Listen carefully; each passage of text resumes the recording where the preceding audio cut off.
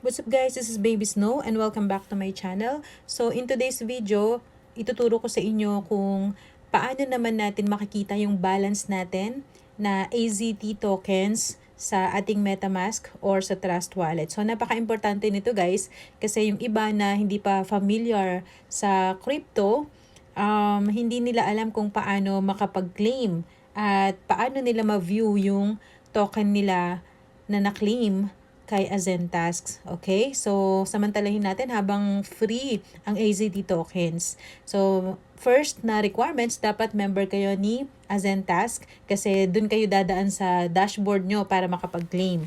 Okay? So, ito yung mga ituturo natin kung paano mag-add at mag-view ng AZT token sa inyong MetaMask or sa Trust Wallet. And then, how to convert your MetaMask wallet into Trust Wallet. So, ano ibig ko sabihin doon?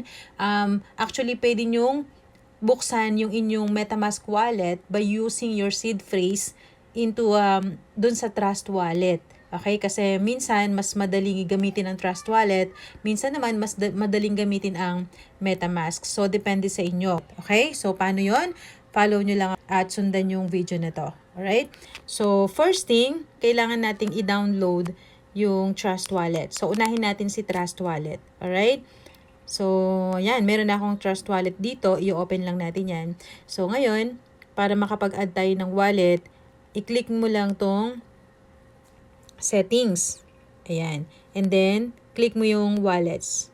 So, may makikita ka dito na plus na sign.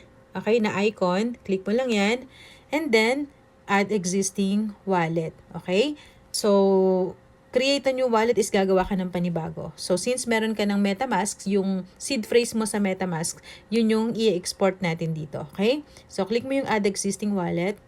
Ayan. And select mo yung secret phrase. Okay? So, click mo din tong multi-coin wallet. Ayan. So, ngayon, pwede mo siyang pangalanan. Click mo lang dyan and then lagay natin dummy number 2. Okay? So, depende sa inyo kung ano. And then, ipe-paste mo dito yung seed phrase. So, kukunin ko lang yung seed phrase, guys. Dami lang to. Don't worry dun sa mga nakaabang. Wala namang laman to, no?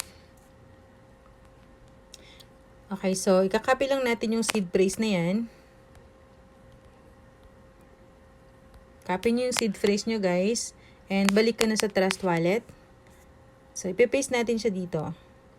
Alright? And then, Restore Wallet. So, pag-click mo ng Restore Wallet, alright, so meron na siya.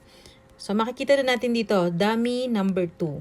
Ayan. So, ganito yung makikita nyong Trust Wallet nyo, yung default. Okay? So, paano naman ngayon mag-a-appear yung AZT tokens?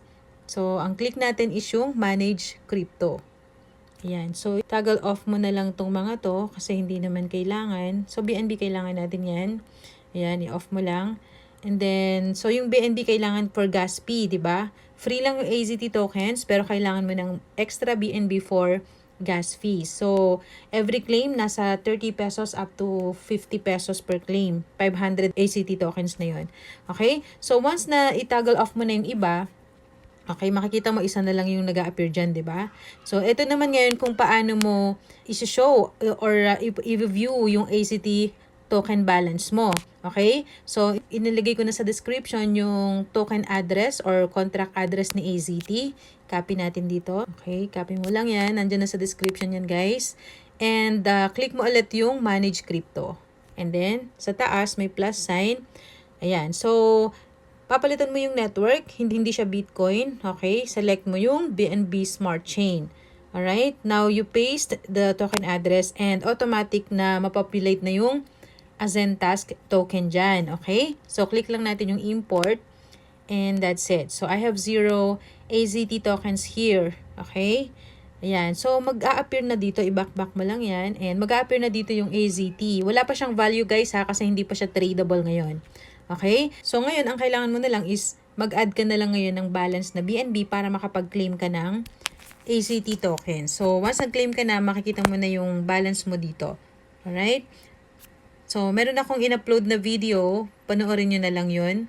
Okay? Kung paano mag-claim ng AZT tokens gamit ang Trust Wallet. So, ngayon punta naman tayo kay MetaMask. Okay? Here's the other option nyo guys para makapag-claim ng AZT tokens. So, open nyo lang yung inyong MetaMask. Ayan. Wala pa kayong makikitang AZT token dyan. Okay? So, again, copy nyo lang yung contract address and then click mo ngayon yung import tokens. By the way guys, make sure naka BNB Smart Chain Network kayo, okay? Maraming option dito pero make sure na nasa BNB Smart Chain kayo. And then click nyo na yung import tokens and then custom token.